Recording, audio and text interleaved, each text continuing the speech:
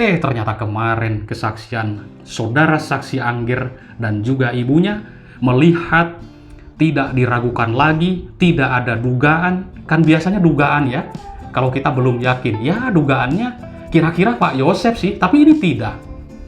Ketika ditanya hakim, benar itu Pak Yosep? Iya, seperti apa ciri-cirinya? Pakai topi, pakai baju putih, dan celana hitam. Tapi itu CCTV-nya hitam putih, kan seperti itu. Baik teman-teman, selamat malam dimanapun berada. Saya di sini update kembali untuk memberitakan kasus pembunuhan di Subang, Jawa Barat ini yang terjadi di 18 Agustus 2021 lalu yang sudah kita ikuti.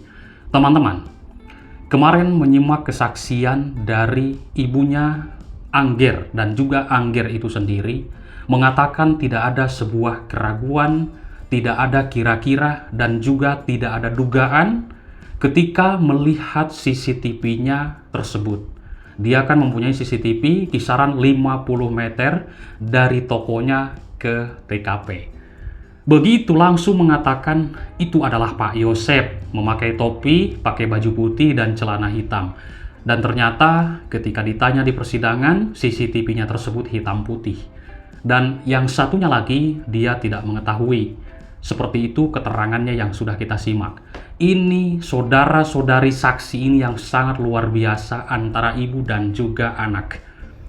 Ternyata saya langsung telepon Pak Kades, coba saya penasaran. Kenapa saya telepon Kades? Karena Pak Kades ini dulu sempat mengatakan saya tahu semuanya tentang masalah hal kasus ini, tapi bukan mengetahui, tahu pelakunya. Kan seperti itu ya, Pak Kades sering bilang. Nah, kemarin Pak Kades juga ternyata baru mengetahui dan kaget ketika mendengar kesaksian Angger dan juga Ibu Cici, yaitu ibunya Angger.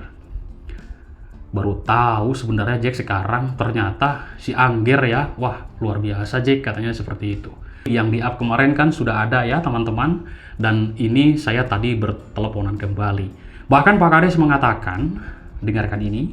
Ya. Tapi anu jelas mah Pak Yosep ngebohong lamun si Angger eta bener gitu.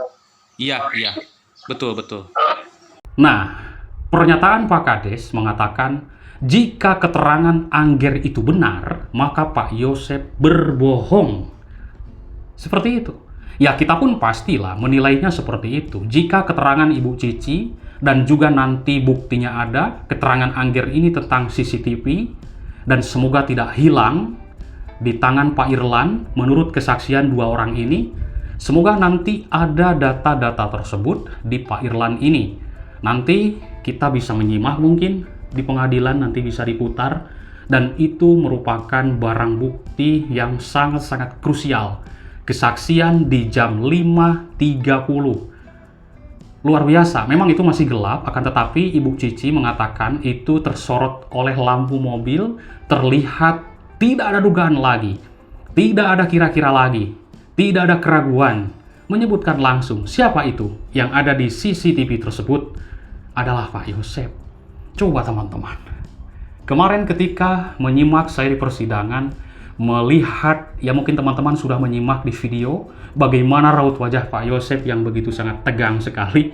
Melihat Pak Rohman pun demikian ketika menyimak persidangan. Nah, kesaksian demi kesaksian dari Pak Ujang Suparman juga, yaitu alias Pak Ujang, tukang bersih-bersih atau di PUPR, di situ menjelaskan pada hari Rabu sekitar pukul 7.30 waktu Indonesia Barat, Pak Ujang ini sedang membersihkan rumput di pinggir jalan depan TKP tersebut di sebelah timur, atau yang arah ke Tugu. Namun di situ kan dekat sekali menurut Pak Ujang. Nah, di situ Pak Yosep memanggil Pak Ujang. Pak Ujang, tolong lihat rumah saya.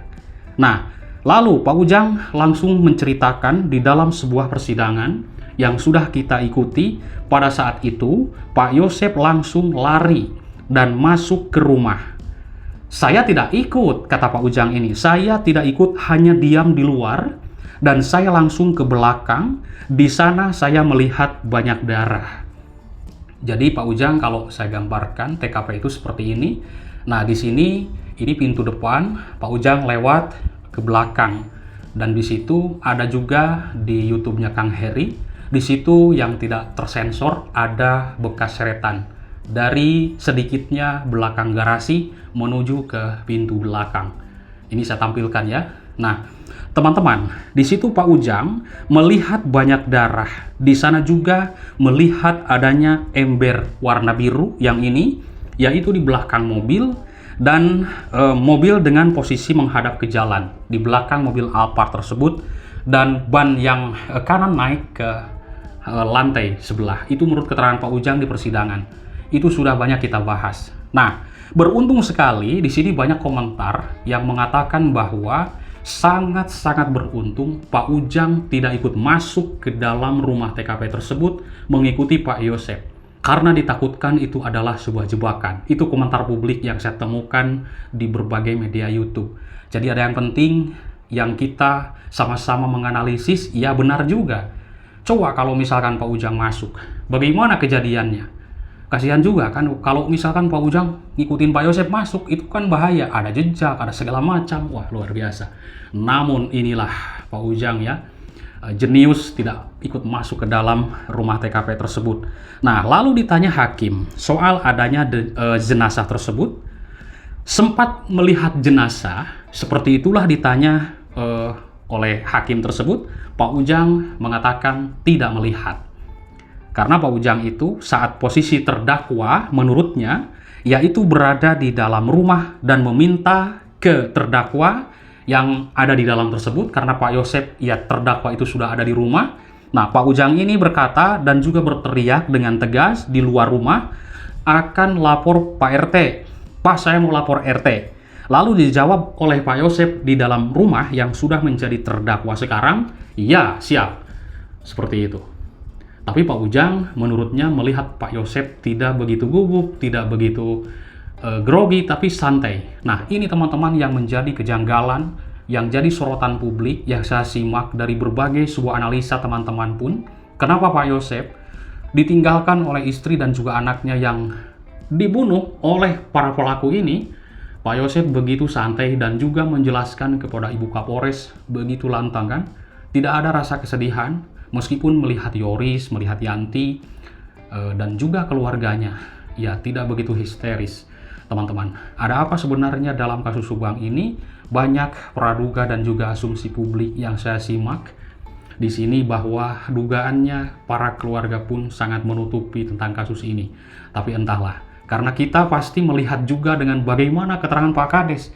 Pak Kades selalu, saya mengetahui apapun di dalam kasus ini, penyelidikan, olah TKP, segala macam. Ternyata, kenapa tidak dilarang ketika ada yang menguras bak mandi di tanggal 18-nya, dilanjut di tanggal 19, begitulah kan?